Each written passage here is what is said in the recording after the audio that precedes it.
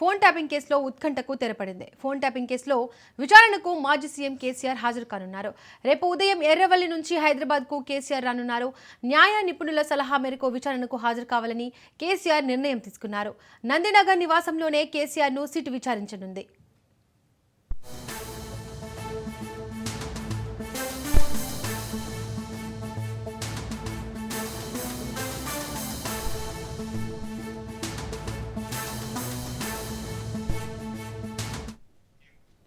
Phone tapping కేసులో ఉత్కంఠకు తెరపడింది. Phone tapping కేసులో విచారణకు మాజీ సీఎం కేసీఆర్ హాజరు కానున్నారు. రేపు ఉదయం ఎర్రవల్లి నుంచి హైదరాబాద్కు కేసీఆర్ రానున్నారు. న్యాయ నిపుణుల సలహా మేరకు విచారణకు హాజరు కావాలని కేసీఆర్ నిర్ణయం తీసుకున్నారు. నందినగర్ నివాసంలోనే కేసీఆర్ను సిట్ విచారించనుంది. మరింత సమాచారం మా ప్రతినిధి సైదులు అందిస్తారు. సైదులు. దీపిక, ఫోన్ ట్యాపింగ్ కేసులో ఈరోజు మొత్తం ఉత్కంఠ కొంత, ఎందుకంటే కేసీఆర్ విచారణకి హాజరవుతారా లేదా అనేది కూడా కొంత సందిగ్ధ నెలకొని ఉండే. అయితే మనకి కొద్దిసేపటి క్రితమే సమాచారం అందుతుంది పార్టీ వర్గాల ద్వారా. రేపు ఫోన్ ట్యాపింగ్ కేసులో మాజీ ముఖ్యమంత్రి కేసీఆర్ విచారణకి హాజరవుతున్నారని చెప్పేసి తెలుస్తుంది.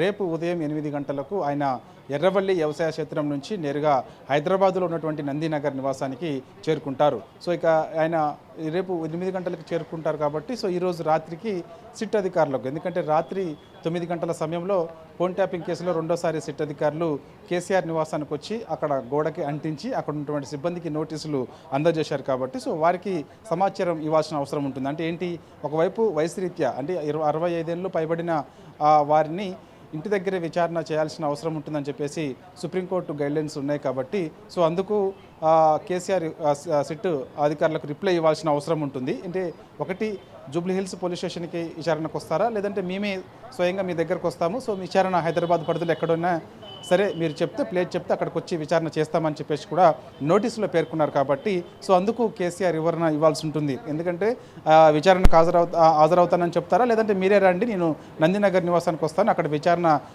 చేయండి అని చెప్పేసి చెప్పాల్సిన అవసరం ఉంటుంది. కాబట్టి ఈరోజు రాత్రికి సిట్ అధికారులకు కేసీఆర్ రిప్లై ఇచ్చే అవకాశం ఉంది. నందినగర్ నివాసానికి రేపు ఉదయం 8 గంటలకి కేసీఆర్ బయలుదేరిన తర్వాత నందినగర్ నివాసంలోని విచారణ చేయండి అని చెప్పేసి కూడా సిట్ అధికారులకు సమాచారం ఇచ్చే అవకాశం ఉంది. కాబట్టి రేపు మధ్యాహ్నం 3 గంటలకి మాజీ ముఖ్యమంత్రి కేసీఆర్ని ఫోన్ ట్యాపింగ్ కేసులో మొదటిసారి సిట్ అధికారులు విచారణ చేయబోతున్నారు. రేపు మధ్యాహ్నం 3 గంటలకి నందినగర్ అంటే బంజారాహిల్స్లో ఉన్నటువంటి నందినగర్ నివాసంలో సిట్ అధికారులు విచారణ చేసే అవకాశం ఉంది. ఎవరు విచారణ చేస్తారు, ఎంతమంది విచారణ చేస్తారు, ఎవరెవరిని లోపలికి అనుమతిస్తారు, ఏంటనే విషయాలు కూడా మనకి తర్వాత తెలిసే అవకాశం అయితే ఉంది. పార్టీ వర్గాలకి సమాచారం అందింది కొద్దిసేపటి క్రితమే. వారందరూ కూడా తెలంగాణ భవన్కి చాలామంది వస్తున్నారు. ప్రస్తుతం మనం తెలంగాణ భవన్లోనే ఉన్నాం. తెలంగాణ భవన్కి బీఆర్ఎస్ పార్టీకి చెందినటువంటి ముఖ్య నాయకులందరూ కూడా ఒక్కొక్కరుగా ఇక్కడికి చేరుకుంటున్నారు. రేపు కొంత హడావుడి కూడా ఉండే అవకాశం ఉంది. ఎందుకంటే ఈ నిర్ణయం కొద్దిసేపటి క్రితమే కేసీఆర్ తీసుకున్నట్టు తెలుస్తుంది. ఏంటి ఆ నిర్ణయం అంటే, ఈ యొక్క ఫోన్ ట్యాపింగ్ కేసులో రేపు నందినగర్ నివాసానికి వస్తే అక్కడే సిట్ అధికారులు వచ్చి విచారణ చేయొచ్చు అని చెప్పేసి ఆ నిర్ణయం ఇటు బీఆర్ఎస్ పార్టీ చెందినటువంటి ముఖ్య నాయకులు కేటీఆర్, హరీష్ రావు, అదేవిధంగా న్యాయవాదులతోటి ఆయన సంప్రదింపులు జరిపిన తర్వాత ఒక నిర్ణయానికి వచ్చినట్టు తెలుస్తుంది. దానిలో భాగంగానే రేపు ఆయన నందినగర్ నివాసంలోనే సిట్ అధికారులకు చెప్పే అవకాశం ఉంది. విచారణ ఇక్కడే చేయండి, నిన్ను సహకరిస్తానని చెప్పేసి కూడా చెప్పే అవకాశం ఉంది. కాబట్టి రేపు మధ్యాహ్నం 3 గంటలకి ఫోన్ ట్యాపింగ్ కేసులో యొక్క మాజీ ముఖ్యమంత్రిని విచారణ చేసేందుకు కూడా అధికారులు రెడీగా ఉన్నారు. వారందరూ కూడా రేపు మధ్యాహ్నం 3 గంటలకి విచారణ ఇక్కడ ఉంటుంది. కాబట్టి ఎంతసేపు విచారణ ఉంటుంది, ఏంటి, ఏమేమి ప్రశ్నలు కేసీఆర్ని అడుగుతారు, ఏంటనే దానిపైన కూడా మనకి తర్వాత వచ్చే అవకాశం ఎర్రవల్లి నుంచి బయలుదేరి హైదరాబాద్ చేరుకునే అవకాశం ఉంది.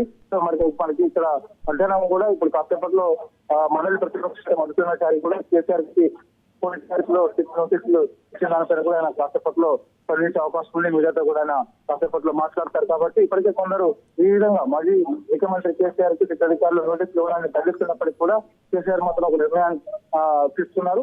రేపు ఖచ్చితంగా విచారణకి ఆయన హాజరవుతున్నారు. కాబట్టి రేపు నందినగర్కి వచ్చిన తర్వాత నందినగర్ లోనే ఫోన్ ట్యాపింగ్ కేసులో కేసీఆర్ ని విచారించే అవకాశం అయితే ఉంది. ఇప్పటికే ఈ కేసులో ప్రధానంగా కీలక నేతలందరినీ కూడా ఫోన్ ట్యాపింగ్ కేసులో సిట్ అధికారులు విచారణ చేశారు. మొదటిసారిగా మాజీ మంత్రి హరీష్ రావును దాదాపు 7 గంటల పాటు ఫోన్ ట్యాపింగ్ కేసులో జూబ్లీ హిల్స్ పోలీస్ స్టేషన్ లో విచారించారు. తర్వాత బీఆర్ఎస్ వర్కింగ్ ప్రెసిడెంట్ కేటీఆర్ ని దాదాపుగా 7 గంటలకు పైగా కూడా విచారణ చేయడం జరిగింది. ఆ తర్వాత సంతోష్ కుమార్, మాజీ రాజ్యసభ ఎంపీగా ఉన్నటువంటి సంతోష్ కుమార్ కూడా ఫోన్ ట్యాపింగ్ కేసులో విచారణ చేశారు. ఇప్పుడు కేసీఆర్ ని కూడా విచారణ చేస్తున్నారు కాబట్టి సో ఇక ఎంతసేపు విచారణ చేస్తారు, ఎటువంటి ప్రశ్నలు అడుగుతారు, ఏంటనే దానిపైన కూడా మనకి తర్వాత తెలిసే అవకాశం వచ్చేది.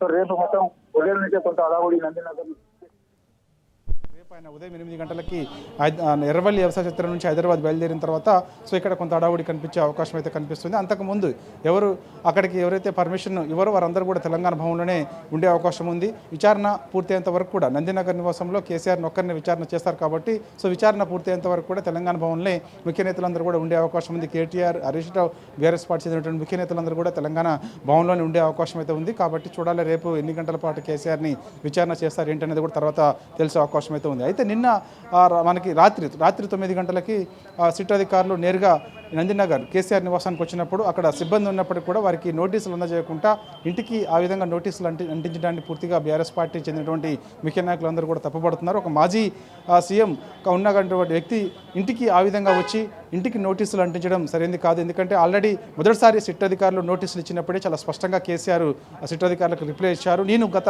కొన్నేళ్ల నుంచి కూడా ఎర్రవల్లి వ్యవసాయ క్షేత్రంలోనే ఉంటున్న సంగతి అందరికీ తెలుసు కాబట్టి ఏమైనా నోటీసులు ఇవ్వదలుచుకుంటే ఎర్రవల్లి వ్యవసాయ క్షేత్రానికి రండి, అక్కడ నోటీసులు ఇవ్వండి అని చెప్పేసి కూడా ఆయన పేర్కొన్నారు. ఒకవేళ విచారణ చేయదలుచుకున్నా కూడా ఎర్రవల్లికి రండి, నేను సహకరిస్తానని చెప్పేసి కూడా నోటీసులో పేర్కొన్నారు. కానీ ఆ నోటీసుల్ని సిట్ అధికారులు తిరస్కరించిన తర్వాత రెండోసారి ఒకవేళ సిట్ అధికారులు నోటీసులు ఇవ్వదలుచుకుంటే అది హైదరాబాద్ పరిధిలోని విచారణ చేయదలుచుకుంటే అది నేరుగా ఎర్రవల్లి వ్యవసాయ క్షేత్రానికి వచ్చి అక్కడ ఉన్నటువంటి సిబ్బందికి ఇస్తే బాగుండేది. కానీ ఎవరు లేని దగ్గరకు వచ్చి ఈ నందినగర్ నివాసానికి వచ్చి అక్కడ సిబ్బంది కొంతమంది ఉన్నప్పటికీ కూడా కావాలని ఇంటికి నోటీసులు అంటించి అక్కడ ఉన్న సిబ్బందికి నోటీసులు అంటించిన తర్వాత మళ్ళీ సిబ్బందికి మళ్ళీ నోటీసులు అందజేయడం అది ఎంతవరకు సబబు అని చెప్పేసి కూడా బీఆర్ఎస్ పార్టీ చెందినటువంటి ముఖ్య నాయకులు ప్రశ్నిస్తున్నారు. లీగల్ టీం కూడా దీన్ని తప్పుపడుతుంది. కాబట్టి దీన్ని ఖచ్చితంగా మేము సిట్ అధికారులు తీరుని ఖచ్చితంగా తప్పుపడుతున్నామని చెప్పేసి కూడా బీఆర్ఎస్ పార్టీ లీగల్ టీం చెప్తూ వస్తుంది. కాబట్టి ఏదేమైనా ఒక నిర్ణయానికి వచ్చినట్టు కూడా తెలుస్తుంది. కొద్దిసేపటి క్రితమే కేసీఆర్ ఇటు ముఖ్య నేతలతో ఆయన మాట్లాడిన తర్వాత న్యాయవాదులతో ఆయన మాట్లాడిన తర్వాత క్లారిటీకి వచ్చారు. క్లారిటీలో భాగంగానే రేపు ఫోన్ ట్యాపింగ్ కేసులో సిట్ విచారణకి కేసీఆర్ హాజరు కావాలని చెప్పేసి కూడా భావిస్తున్నట్టు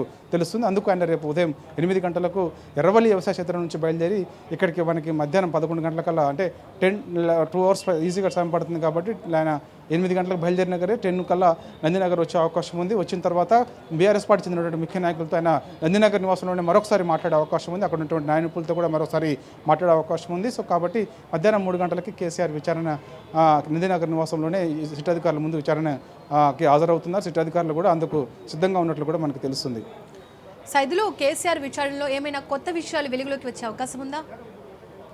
ఎస్ చూడాలి మరి. ఎందుకంటే మనకి మొదటి నుంచి కూడా ఈ యొక్క ఫోన్ ట్యాపింగ్ కేసు నమోదైన తర్వాత మనకి ఆనాడు ఉన్నటువంటి అధికారులు ముఖ్యంగా అప్పుడు ఎస్ఐవి చీఫ్గా పనిచేసినటువంటి ప్రభాకర్ రావు కానీ అదేవిధంగా టాస్క్ ఫోర్స్ ఐజీగా పనిచేసినటువంటి రాధాకిషన్ రావుని విచారించిన సమయంలో పెద్ద ఆయన ఇచ్చినటువంటి ఫోన్ నెంబర్ల ఆధారంగా మేము ట్యాప్ చేశాము. పెద్ద ఆయన ఇచ్చినటువంటి ఫోన్ నెంబర్ల ఆధారంగానే మేము ట్యాప్ చేశాము. ఆ నెంబర్లే ట్యాప్ చేశామని పదే వాళ్ళు చెప్పినట్టుగా మనకి సిట్ అధికారులు మీడియాకి లీక్ చేసిన విషయం అందరికీ తెలిసిన విషయమే. కాబట్టి పెద్ద ఆయన ఎవరు అనేది కూడా ఇప్పుడు వాళ్ళ ఒక సందిగ్ధత ప్రశ్న కాబట్టి సో అందుకు ముఖ్య నేతలందరినీ కూడా విచారణ చేస్తూ ఉన్నారు. కాబట్టి సో చూడాలి మరి ఎటువంటి ప్రశ్నలు. ఎందుకంటే గతంలో ఈ యొక్క ఫోన్ ట్యాపింగ్ కేసులో బీఆర్ఎస్ వర్కింగ్ ప్రెసిడెంట్ కేటీఆర్, మాజీ మంత్రి హరీష్ రావు, అదేవిధంగా మాజీ ఎంపీ సంతోష్ రావు విచారణకి హాజరైనప్పుడు కొందరు ఫోన్ నెంబర్లు చూయించి ఈ నెంబర్లు మీకు తెలుసా, ఈ నెంబర్లే ట్యాప్ అయ్యాయి, ఈ నెంబర్లు మీరు స్వయంగా అధికారులకు ఇచ్చి ట్యాప్ చేయమని చెప్పినట్టు మాకు ఆధారాలు ఉన్నాయనే విషయాలని అడిగినట్టు తెలిసింది. అవి మరి ఎవరిచ్చారో ఆ నెంబర్లు ఏంటనేది కూడా ఇక్కడ ప్రశ్న. కాబట్టి సో నేరుగా ఎవరైనా అనుమానితుల నెంబర్లు అధికారులు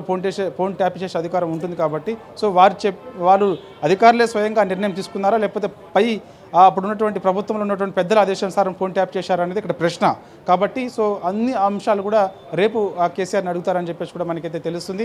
అనేక అంశాలు టెక్నికల్గా కొంత అంశాలు కూడా అడుగుతామని చెప్పేసి అంటున్నారు. ఎందుకంటే ఈ యొక్క ఫోన్ ట్యాపింగ్ కేసులో ముఖ్యంగా మొదటిసారి కేసీఆర్కి సిట్ అధికారులు నోటీసులు ఇచ్చినప్పుడు మేము అప్పుడు రిప్లై కేసీఆర్ ఇచ్చినప్పుడు అందులో కొన్ని అంశాలు పేర్కొన్నారు. ఏమని, ఎర్రవల్లి వ్యవసాయ క్షేత్రానికి రండి, నేను సహకరిస్తాను విచారణకి అని అన్నప్పుడు సాంకేతికపరమైనటువంటి పరికరాలు ఎర్రవల్లి వ్యవసాయ క్షేత్రానికి తీసుకురాలేము అనే విషయాన్ని తెలియపరిచారు. కాబట్టి ఎటువంటి సాంకేతిక పరికరాలు మరి రేపు నందినగర్కి తీసుకొస్తారు, మరి కేసీఆర్ ముందు ఎటువంటి అంశాలు పెడతారు, అక్కడ ఎటువంటి ప్రశ్నలు కేసీఆర్ని అడుగుతారు అన్నది కూడా ఇప్పుడు మనకి ఒక ప్రశ్న. Right Saidulu, thank you.